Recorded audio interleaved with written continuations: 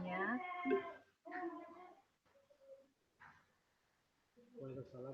Apa kabarnya Ibu? Bagaimana, sehat-sehat semua, Bapak? Sehat. Alhamdulillah. sehat. Alhamdulillah ya Bu ya, hari ini kita dapat bertemu, berkumpul bersama. Sebelumnya kita mulai dengan berdoa saja dulu. Silakan dipimpin oleh siapa? Bu, bentar. Suaranya kecil. Oh, kecil. Suara saya kecil, terdengar tidak Pak? Dengar itu? Terdengar? Ya, dengar. Jelas? Jelas.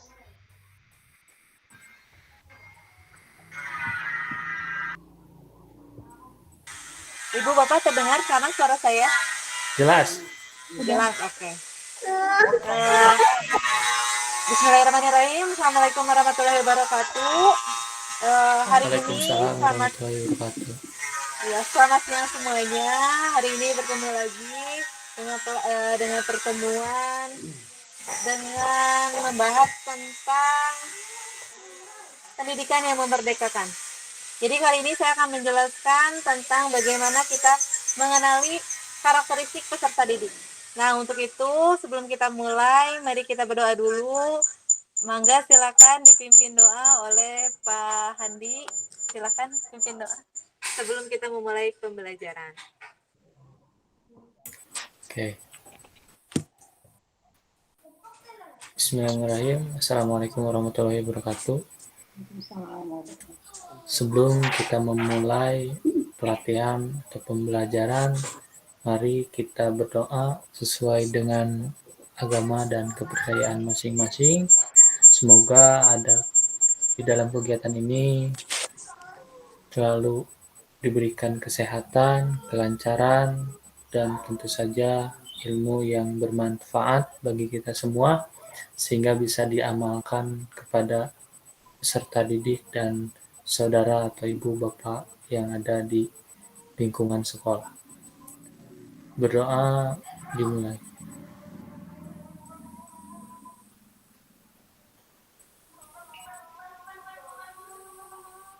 Selesai. Terima kasih. Untuk selanjutnya, saya persilakan kembali pada Ibu Eka untuk melanjutkan kegiatannya. Terima kasih Bapak Ibu.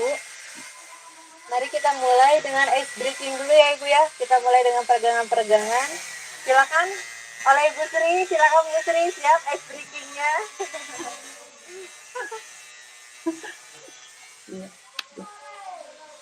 Meregangkan jari-jari. Oke, siap. Baik Bapak Ibu, mari kita meregangkan jari kita. Karena dari pagi sudah di depan laptop. Ini dadakan boy.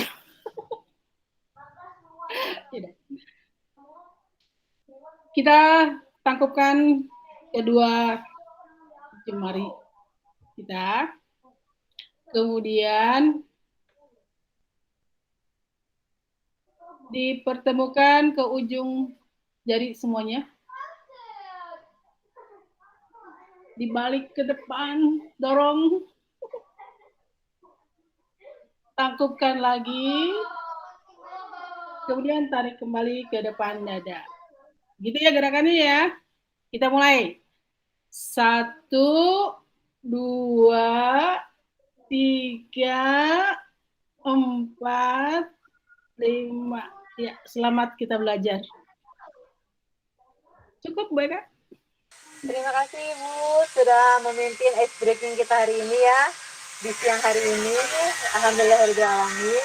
Nah, kali ini saya sebelum memulai ke materi, saya mau memperlihatkan dulu ya Bu. Ada beberapa yang ingin saya sebagai tematik ya, sebagai pertanyaan tematik hari ini. Saya akan bagikan ya Bu ya.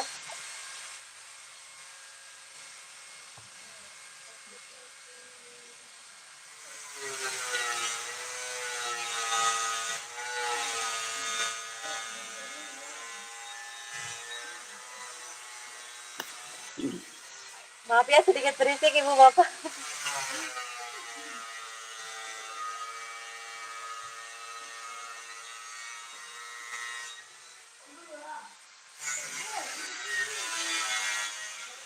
Sudah ada ya? Nah, Ibu Bapak sudah bisa melihat ya gambar. Gambar di samping ini saya ambil dari cerita film Laskar Pelangi. Nah, kali ini saya ingin tahu dulu nih pendapat Ibu dan Bapak ketika melihat gambar di layar.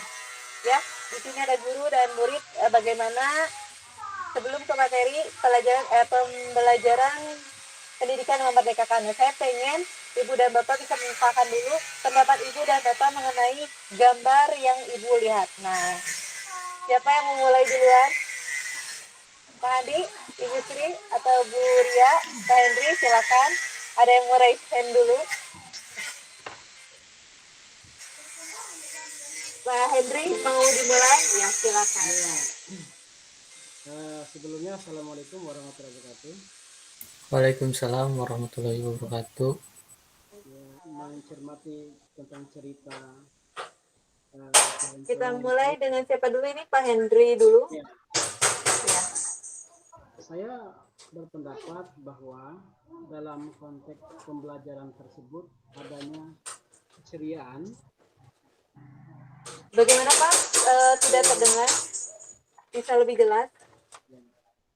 Di sana saya lihat anak-anak itu ceria semua. Jadi nampaknya sebelum proses pembelajaran itu mungkin anak-anak itu diberi suatu permainan ya, sama dengan ice breaking tadi supaya bisa melemaskan otak-otaknya itu supaya bisa rileks dalam hal menerima pelajaran nanti, pelajaran akan disampaikan. Mungkin itu yang dapat saya sebutkan sementara waktu. Halo? Ya. Dengar, Bu? Halo? Terdengar, Pak. Cuma itu Pak Endi yang dapat saya sebut sementara waktu. Silakan kawan-kawan kalau ada yang nambah.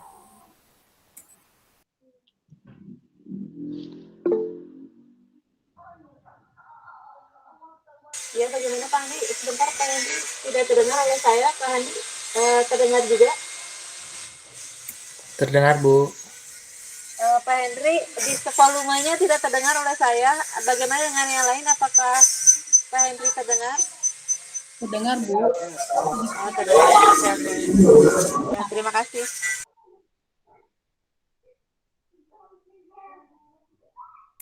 Selanjutnya nanti setelah Pak Hendri kita ke Pak Handi ya. Ada Buria. Buria udah mengangkat tangan. Boleh Bu Ria. Siapa dulu ini, mau Pak Handi dulu atau mau Bu Ria dulu? Gimana Pak Handi? Saya atau Bapak duluan nih? Ibu dulu Bu Ria aja. dulu. Oh, saya aja. Oke. Oke, Bu Ria dulu. Silakan. Terima kasih atas waktunya. Ini dari gambar yang saya lihat di sini. Ini salah satu film Laskar Pelangi. Ada anak dan ada guru di sana. Hampir sama dengan penjelasan Pak Hendri tadi, bahwa di sini seorang guru ketika dia mulai pelajaran, dia mengajarkan kepada anaknya, belajar itu tidak harus ketika memulai pelajaran, belajar itu tidak harus kita langsung silakan buka buku materi, enggak, tapi kita silakan bernyanyi dulu, silakan kita merenggangkan seperti ice breaking lah, merenggangkan otot-otot. Jadi di sini mungkin salah satu penerapan merdekanya belajar ketika memulai sebuah pelajaran mungkin. Terima kasih. Terima kasih Bu Ria ya. Ternyata dan Pak Hendri juga terima kasih. Ternyata kita juga bahwa anak tuh harus diberikan kebebasan ya. Sebelum kita memulai dengan memberikan tugas, materi, anak harus diberikan kebebasan. Bagaimana mereka tuh harus senang dulu nih, gembira dulu ya. Yang saya tangkap dari Bu Ria dan Pak Hendri. Silakan Pak Handi. Kalau saya itu udah semuanya udah kejawab. Apa yang saya tebak itu udah sama Buria, udah sama Pak Hendri. Yang intinya ketika kita akan di sini kan dari gambar tersebut saya menilai bahwa anak itu betul diberikan kebebasan dalam artian gitu, untuk merangsang dan menciptakan hal-hal yang kreatif dan anak itu merasakan kegembiraan. Yang terpenting adalah tidak adanya tekanan ketika berkegiatan belajar mengajar kepada anak itu. Tidak ada tekanan yang sangat berpengaruh kepada efek anak-anaknya itu. Seperti itu. Gimana? Iya, berarti ya berarti ya kita juga tidak boleh membebani anak ya. Iya. Tidak boleh memberikan tekanan kepada anak, apalagi membebani dengan berbagai macam tugas dan hal yang lain-lain. Kita juga harus melihat bagaimana kesiapan anak-anaknya. Jadi kalau anak-anaknya sudah Iya. siap, mampu, nanti juga pelajaran kita insya Allah akan bisa diterima ya. Oke, Siap. selanjutnya bagaimana dengan Bu Sri? Iya, saya karena terakhir berarti tinggal merangkum. Merangkum dari Bu Ria, Pak Henry, Pak Handi. Ya, Sekilas silakan, saya Bu. melihat gambar ini, ya. Kedengaran, Bu? Dengar, Bu. Terdengar, Bu. Oh ya.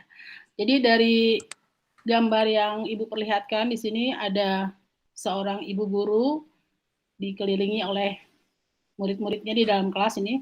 Mereka sedang bernyanyi, gurunya ceria, siswanya juga senang.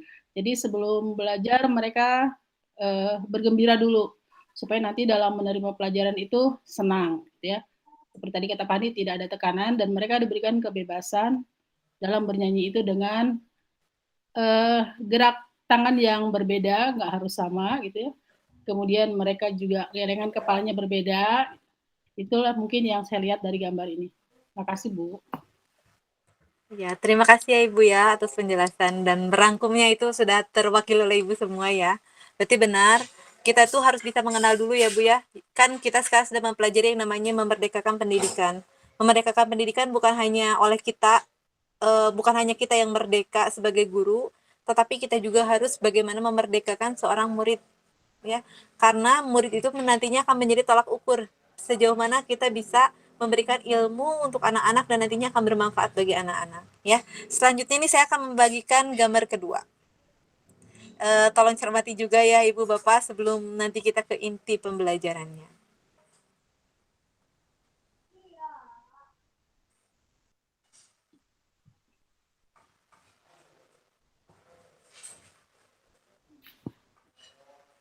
Nah, menurut Ibu dan Bapak bagaimana melihat dari gambar di samping saya ini? Dari gambar yang saya tampilkan ini. Terlihat Ibu jelas? Tidak terlalu ya. Di sini tadi kan kita melihat guru dan murid. Sekarang kita akan melihat bagaimana murid terhadap murid. Nah, itu bagaimana menurut pendapat Ibu dan Bapak setelah melihat tayangan ini. Ini sama ya Bu ya, gambarnya saya ambil dari cerita Laskar Pelangi. Bisa dibesarkan itu. Oke, Bu Ria, kita mulai dengan Bu Ria dulu ya. Oke. Ini ada seorang murid memberikan materi pelajaran kepada teman-temannya. Di sini yang saya lihat bahwa pembelajaran itu tidak hanya kita dapat melalui seorang guru, tetapi terkadang pembelajaran itu kita dapat melalui teman sejawat kita atau teman kelas kita. Misalnya begini, saya kan kebetulan wali kelas dan anak-anaknya laki-laki semua. Yang namanya laki-laki luar biasa saya mengontrolnya. Jadi terkadang apa yang saya bilang mereka tidak mau nurut. Solusinya dari satu kelas itu saya cari satu anak yang memang mau nurut sama saya. Jadi terkadang satu orang anak inilah yang mengajari mereka tentang materi apa yang akan diajarkan. Jadi mereka lebih paham ke anak tersebut daripada ke saya. Begitu. Terima kasih. Terima kasih Bu Ria. Berarti pembelajaran itu bukan hanya dari kita ya, tapi bisa dari murid juga dan terkadang murid juga bisa paham dari teman sebayanya. Berarti sistem pembelajarannya itu melalui teman sebaya. Oke, selanjutnya siapa lagi yang mau mengemukakan pendapatnya? Bu Sri ya. Oke, kita ke Bu Sri dulu. dari tayangan gambar agak kecil ya Bu ya gambar. Ini terlihat seorang siswa di antara teman-temannya dia mungkin lebih merasa lebih atau dianggap lebih oleh temannya menyampaikan materi pelajaran yang di sini dapat disimpulkan bahwa sumber belajar itu bukan hanya guru, tapi bisa juga dari teman yang lebih tahu. Itu aja mungkin Bu. Terima kasih ya Ibu ya. Berarti yaitu kita juga kadang ya dalam pembelajaran di kelas juga kadang kita selalu melihat ya menilai oh ada nih anak yang sekiranya lebih pintar atau lebih bisa mengemukakan pendapatnya maka akan disuruh ke depan mungkin ya Bu ya. Oke, selanjutnya oleh Pak siapa? Pak Henry dulu atau Pak Hadi dulu? Oke, Pak Henry dulu. Silakan Pak Henry. Ya, terima kasih. Saya mengamati pada prinsipnya sama dengan Ibu Sri dan Ibu Ria. Ternyata ilmu itu bisa didapat dan mudah didapat, tidak mesti dari guru, boleh juga dari siswa. Pada gambar tersebut saya mengasumsikan bahwasanya untuk mengukur tolak ukur keberhasilan suatu guru, nah guru tersebut bisa menunjuk satu siswa yang menurut guru tersebut yang mampu dan paham tentang cerita yang sudah dilaksanakan. Nah, untuk mematangkan itu, untuk membuat semua, maka bagi saya mungkin guru ini memberikan suatu kesempatan kepada siswa. Ternyata mungkin bagus presentasi daripada siswa. Nah, disitulah mungkin salah satu indikator suatu guru itu bisa dikatakan berhasil setelah menyerap anak-anak bisa menyerap ilmu. Begitu juga dengan siswa tersebut bisa mengimplementasikan kepada teman-temannya dan teman-temannya mungkin lebih bisa memahami dan mudah memahami dari temannya itu dibanding dengan kita. Tapi secara garis besar itu mungkin salah satu prestasi seseorang guru untuk mengukur keberhasilan itu ditentukan dari apresiasi yang dilakukan oleh siswa. Menurut saya gitu Bu. Terima kasih Bapak. Berarti kita sebagai guru juga harus bisa memberikan kesempatan ya, peluang untuk seorang anak peserta didik kita bagaimana dia bisa memberanikan diri untuk lebih bisa mengajarkan kepada teman-temannya. Terima kasih ya Bapak. Silakan Pak Handi selanjutnya untuk terakhir.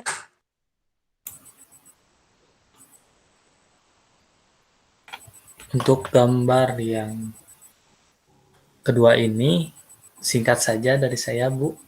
Yang pertama memberikan suatu kemandirian untuk siswa, kemandirian dan keberanian untuk bereksplorasi tentang apa yang mereka pahami, baik itu secara pengalaman atau ilmu yang dia dapatkan, ya itu dengan kreativitasnya. Itu. Sekian Ibu, terima kasih. Terima kasih Bapak. Nah ya sudah ya, saya simpulkan juga dari hasil yang tadi saya perlihatkan nih Pak ya, dari dua gambar tadi, yang satu bagaimana kita sebagai peran guru kepada murid itu bagaimana ketika memulai sesuatu itu dengan hal yang lain, bagaimana menggembirakan anak-anak agar tidak tertekan, itu mungkin salah satu tujuan dari pendidikan yang memerdekakan. Selanjutnya yang gambar dua adalah kita memberikan kesempatan kepada peserta didik untuk bisa lebih terampil, mandiri nantinya, bisa tampil atau bisa lebih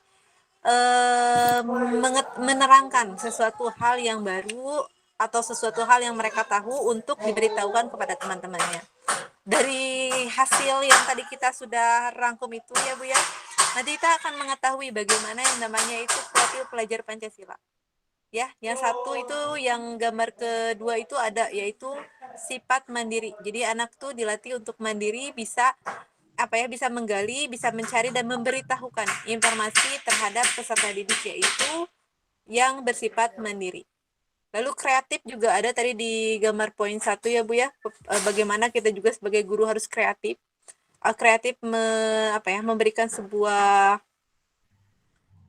memberikan sebuah pengalaman pembelajaran yang berbeda dari biasanya. Jadi tidak hanya peserta fokus pada kita, tapi bagaimana kita juga bisa dekat dan bergaul dengan peserta didik. Nah, selanjutnya saya juga mau menanyakan nih, pengalaman-pengalaman Ibu dan Bapak sekalian, bagaimana nih mengenali peserta didik di dalam kelas ketika kalian mengajar, ketika Ibu dan Bapak itu mengajar di dalam kelas. Apa yang menjadi kesulitannya dan apa yang menjadi pengalaman bagi Ibu dan Bapak untuk mengenali sejauh mana peserta didik. Ada yang mau raise hand duluan? Ya, ayo, ada yang mau memulai duluan? Jadi kita bercerita nih Ibu, Bapak pengalamannya bagaimana nih di dalam kelas untuk mengenali peserta didik dan bagaimana tantangannya Ibu dan Bapak dalam menghadapi peserta didik itu. Jadi menimbulkan sebuah pengalaman-pengalaman baru. Kita sharing aja ya Ibu Bapak. Bagaimana, siapa yang mau duluan? Bu Sri, bagaimana Bu Sri? Siap? Ya kita mulai dengan Bu Sri dulu nih ya, pengalamannya udah luar biasa sekali dibandingkan kita. Salah satu aja Bu ya, nanti biar bagi-bagi sama teman-teman. Untuk mengenali karakter peserta didik, yang biasanya kita lakukan adalah kita dekat dengan anak, gitu kan ya. Jadi dengan dekat dengan anak, bisa menjadi sahabatnya, maka kita akan bisa mengenali karakter anak itu seperti apa yang sesungguhnya. Karena dia kalau dekat itu pasti dia akan mau cerita segala sesuatu yang ada dalam dirinya. Itu satu. Jadi kita mesti dekat jadi sahabat, tapi dengan batas-batas. Karena kadang-kadang ada juga anak kalau deketin itu malah jadi ngelunjakan gitu ya. Kita tetap dengan batasan-batasan gitu. Tapi dia terbuka gitu. Cuma tidak untuk jadi ngelunjak. Itu Bu, satu aja. Lanjut ke Pak Handi mungkin atau Bu Ria. Ya Bu, berarti kita harus dekat ya. Jadi ada keterbukaan antara kita dengan guru. Ya selanjutnya ada lagi yang mau membagi pengalamannya. Siapa Bu Ria? Bu Ria mau memulai atau Pak Handi dulu deh? Pak Handi dulu ya. Selanjutnya nanti kita ke Bu Ria. Pak Handi dulu silakan. Oke, untuk pengalamannya hampir sama Bu dengan apa yang Ibu Sri katakan gitu kan. Dari apa yang saya rasakan yaitu yang pertama itu bagaimana mengenali siswa itu dengan pendekatan-pendekatan apa yang dia sukai, terutama di dalam hal seni gitu kan. Nah, itu sampai ada yang sampai dengan sekarang gitu kan masih ada alumni atau siswa yang begitu dekat walaupun sudah tidak mengajar lagi, sampai sekarang itu kan masih ada yang datang menanyakan kabar dan lain sebagainya. Itu merupakan suatu hal yang harus itu pendekatan secara pendekatan baik dari asesmen yang lainnya gitu kan, pertanyaan yang lainnya. Yang utama itu betul kata Bu Sri adalah pendekatan selain dari asesmen gitu, karena nggak ada apa ya mempermudah kalau pendekatan itu, intinya seperti itu. Terima kasih ya Pak Handi ya. Berarti kita tuh hal yang pertama itu kita harus mengenali peserta didik itu dengan bagaimana kita dekat dulu. Jadi hal yang pertama itu adalah dekat dulu dengan peserta didiknya. Oke, selanjutnya Bu Ria atau Pak Hendri duluan nih yang mau memulai. Oh iya Pak Hendri, ya silakan Bapak. Ya, terima kasih Bu. Ini namanya berbagi pengalaman ya. Kalau yang saya lakukan, apalagi kalau masih kelas 1 kan baru-baru, yang sering saya lakukan dari ini nomor urut abjad absensi dulu. Saya mengenal anak-anak itu agak susah, jadi saya perlakukan tempat duduk itu berdasarkan nomor urut huruf A, B, C, D, E ya. Gitu. Jadi mungkin hari pertama itu atau seminggu itu adalah yang saya hafal itu A sampai D. Kemudian minggu kedua itu misalkan E sampai E sampai G. Terus selanjutnya. Nah, dengan ada demikian saya bisa menghafal anaknya, nama anaknya, dan bisa juga menghafal kemampuan yang dimiliki anak-anak tersebut. Nah, pada prinsipnya kalau sudah demikian sama dengan Pak Hendy dengan Bu Sri tadi, pendekatan yang lebih saya prioritaskan. Begitu saya rasa, Bu. Terima kasih ya Bapak ya, pengalamannya sungguh berharga sekali ya bagi kita semua. Dan semuanya juga mungkin sama ya, mengalami hal yang sama ketika kita berada di dalam kelas. Oke, selanjutnya Bu Ria. Iya, Ini ini berbagi pengalamannya.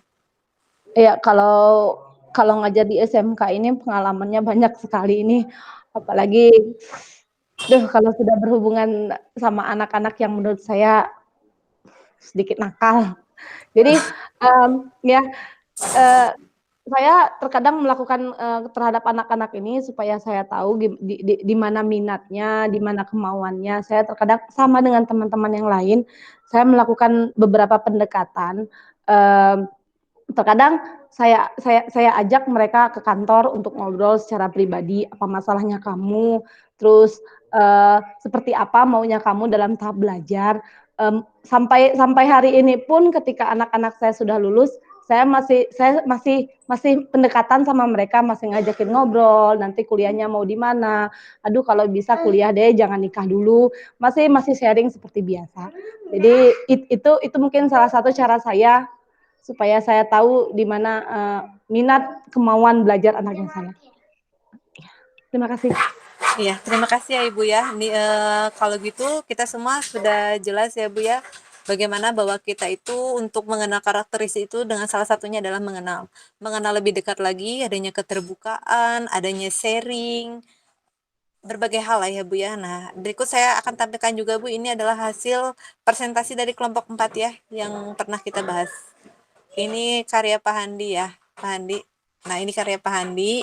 Ini merupakan sebuah poster yang dibuat oleh kelompok 4 ya. Di sini juga ada beberapa cara nih yang memahami karakteristik, mulai dari menjadi tauladan. Kita jadi guru itu harus menjadi tauladan ya Bu ya, karena guru itu digugu dan ditiru. Berarti kalau kita ingin anak-anak kita itu menjadi seorang yang baik, menjadi seorang yang apa ya, yang menjadi seorang yang benar, maka kita juga sebagai seorang guru itu harus bisa memberikan contoh yang baik. Karena ya anak SMK itu rata-rata, yang saya tahu rata-rata anak SMK itu tidak mau dikasih contoh, tidak mau diperintah, tapi harus diberikan contoh langsung oleh kita. Jadi karena mereka itu kategori anak-anak yang sudah dewasa ya Bu ya, yang sudah gede, jadi mereka teh mikirnya bahwa oh saya udah besar nih, saya nggak mau lagi seperti anak SD yang dituntun, yang disuapi, tapi mereka rata-rata inginnya itu kita yang memberikan contohnya, tidak mau disuapi, tidak mau kita suruh dan kita perintah.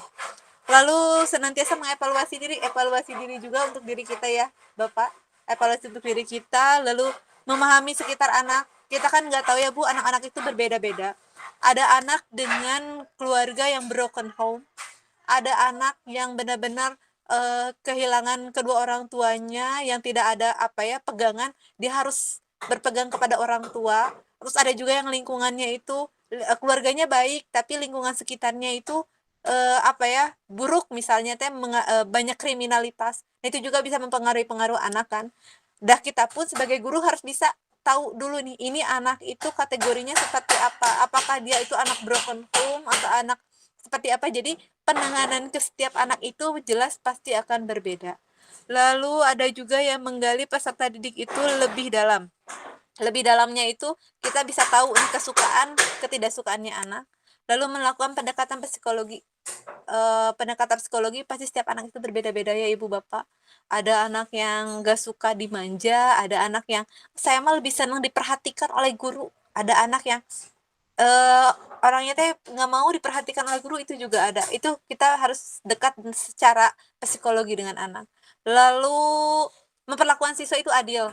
Jangan karena oh dia pintar, kita lebih condong ke yang pintar, atau dia itu lebih bodoh kita jadi nggak mau ngajarin. Itu tidak boleh. Kita harus adil karena mereka itu berhak mendapatkan pendidikan yang sama.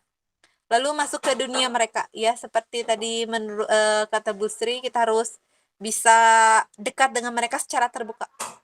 Dan yang ketiga adalah jadilah sahabat. Sama seperti yang tadi Pak Handi, Bu Ria, dan Pak Henry katakan kita harus menjadi sahabat dari teman-teman kita, yaitu peserta didik.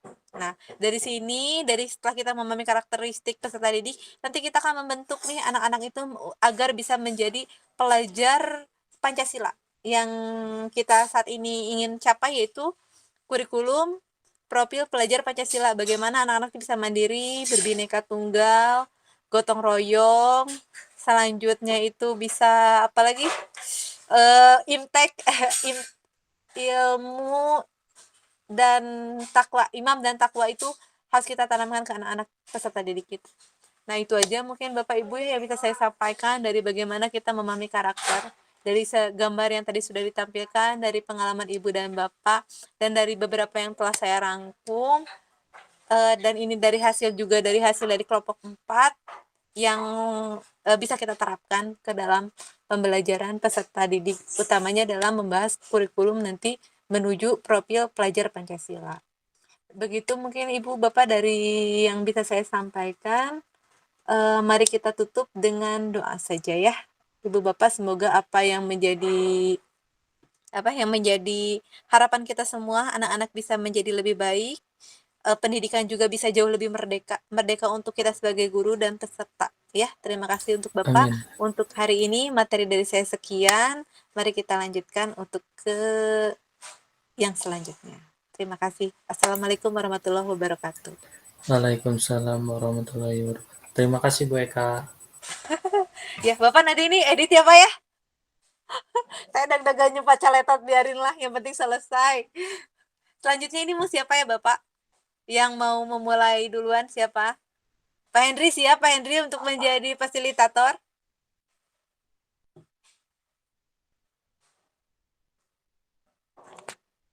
Pak? Dicek dulu Kak rekamannya atau mau gimana nih Teh Bu? Nggak usah Ini dicek lah. berhenti merekam Ini atau lanjutkan saja? Berhenti. Berarti nanti langsung ke save kan ya Pak? Ya, harus dicek dulu bentar sama saya. Oh, ya, Berhenti aja dulu ya.